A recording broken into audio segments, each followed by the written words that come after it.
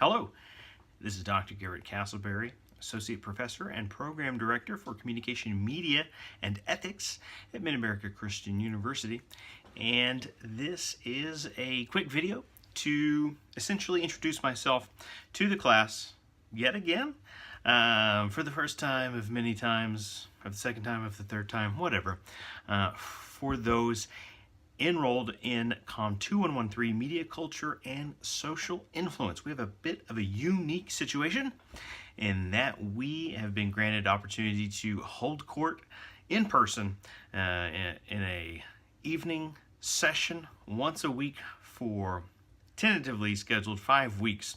However, the 5th week is spring break for our many students that are on ground, and week 1 unfortunately had to be canceled due to the inclement weather of no less than an ice apocalypse that lasted a full 20 or 30 minutes and was entirely melted by lunchtime today.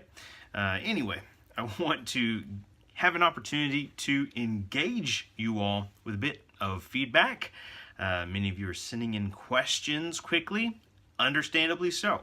The kinds of questions we would have fielded in person and taken care of, house cleaning types of things in week 1.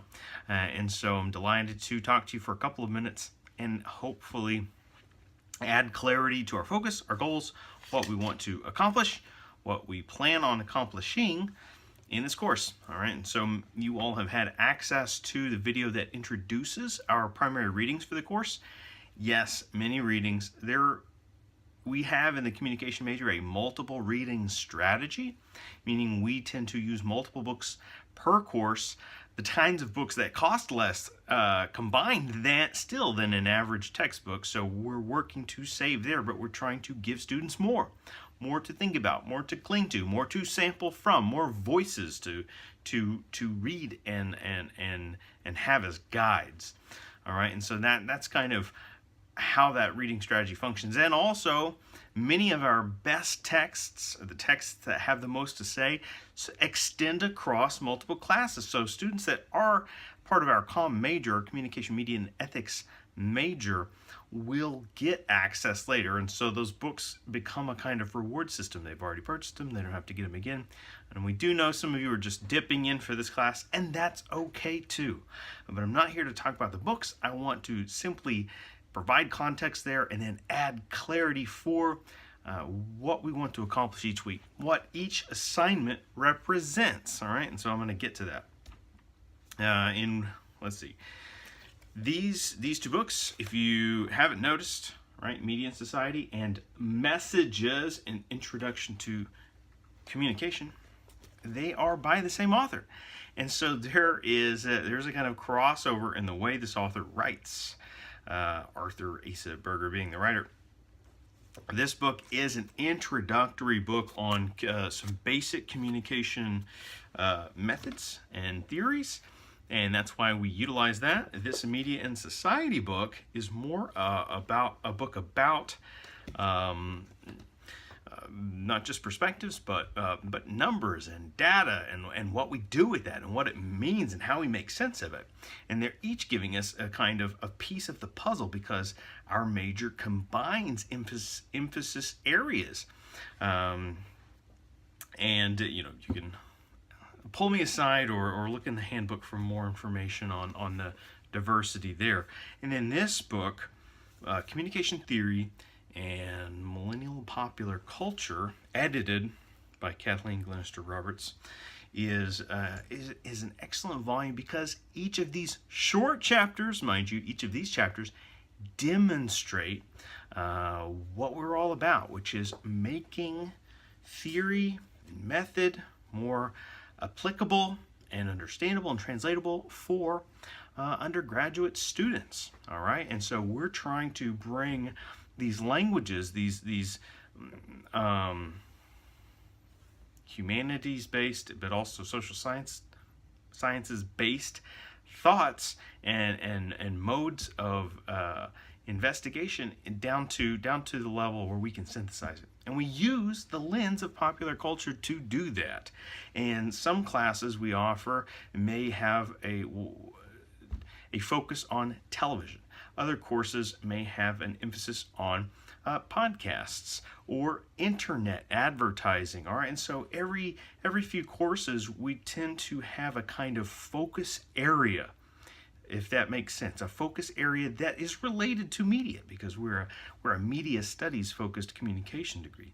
And in this course, one of the ways we want to introduce communication to students is through studying this specific entertainment genre of the spy or espionage adventure, right, or narrative.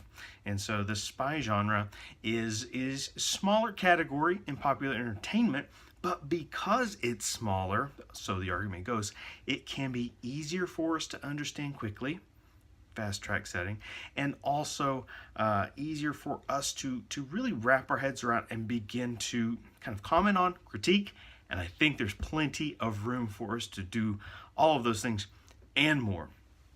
And so that's what we're going to be about in this class, is learning how to use these communication terms and theories and methods to pick apart, to look at, to dissect, to analyze, to create a discussion around popular entertainment texts like those we see in the spy genre.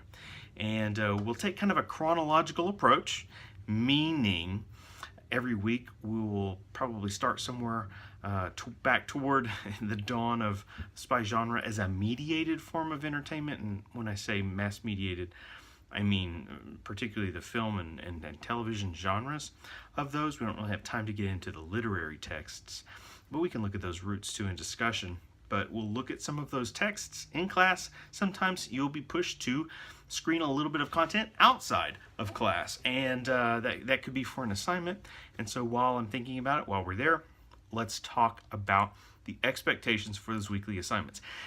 The template loaded in D2L, our course template, is the template we're following. However, because we meet on ground, as I've noted in emails, we're not using the discussion-based sections. All right, so all the assignments we are completing. The discussion-based aspects of D2L, we're engaging that content in class. We'll have those discussions or our own discussions to take the place of it. But all the other assignments you will complete, except for due to inclement weather, due to the quote-unquote ice storm, we will use the discussion and video discussion sections for week 1 only. And we're going to simplify that method. You only need to post your initial responses. You don't have to reply to others unless you want to. There's the catch. And also, it just needs to be in before that start of our week 2, right? So before the Tuesday start of week 2, have those posts completed.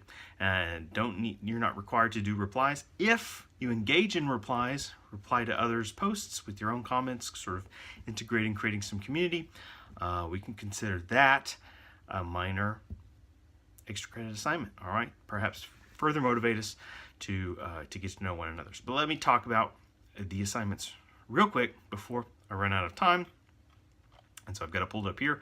Tried to do a little bit of mood lighting, sharing secrets, right? Espionage.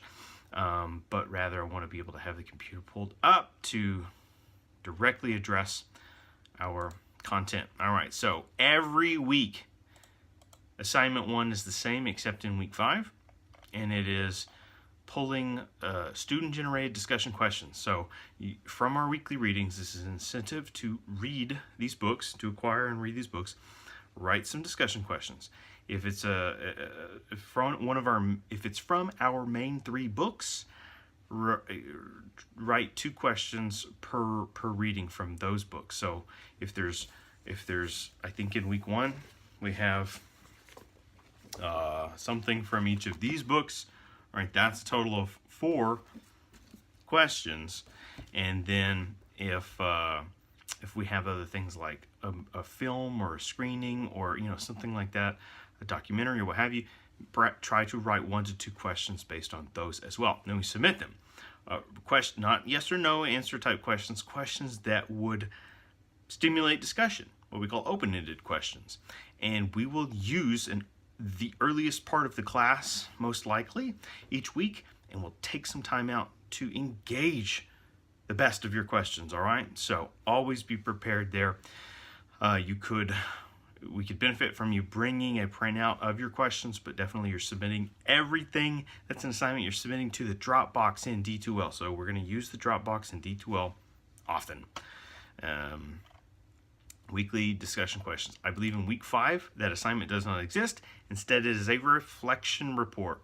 1 to 2 paragraphs talking about the class, where it was successful, how it could be improved, your feedback, and so on. So assignment number 1 is almost always written discussion questions. Let's just look at week 1 for now. Keep it simple. Assignment number 2 this week is, if I'm not mistaken, that's right. It is a task that has some goals and guidelines. Like any good spy, all right, we're in the business of gathering information, intel, if you will. And so this exercise, assignment 2 in week 1, is about gathering information about the process of field notes, research field notes. So go out, research, use your internet superpowers, maybe the online library, whatever your go-to sources are. Hopefully you could expand those go-to sources and report back to us some the findings of what are field notes, what are some forms of active note-taking, and how do you prefer, right? So the whole prompt is written there. It's not only straightforward, it's been proofed multiple times by several departments. So it's best written there. It's completely in context, but it's a field notes exercise. Show us how you take notes and how can you expand that. When we screen media in class, we want to learn how to be active, no longer passive consumers of media, right? Like couch potatoes vegging out. We want to learn to be active critics. We're going to switch that mode of thinking. And so this exercise is designed to help us turn that page. All right, and so that's that.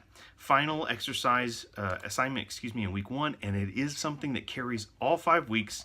We can think of it as, I gotta scoot back. It is it's written as a journal or worded as a journal. It's called a media journal. But here's what it is. Here's what we're doing. There is a specific style of writing, a type of writing, a genre of writing, a genre of media criticism that exists. It's been very popular in recent years. And that particular style or genre of media criticism is known as the television recap, or TV recap for short.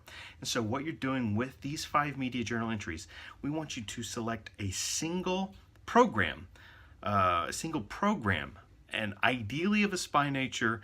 If you're going to bend the rules, you need to justify it for me, all right? Ideally a spy text, but because that's going to help us all the most, it's going to help you the most.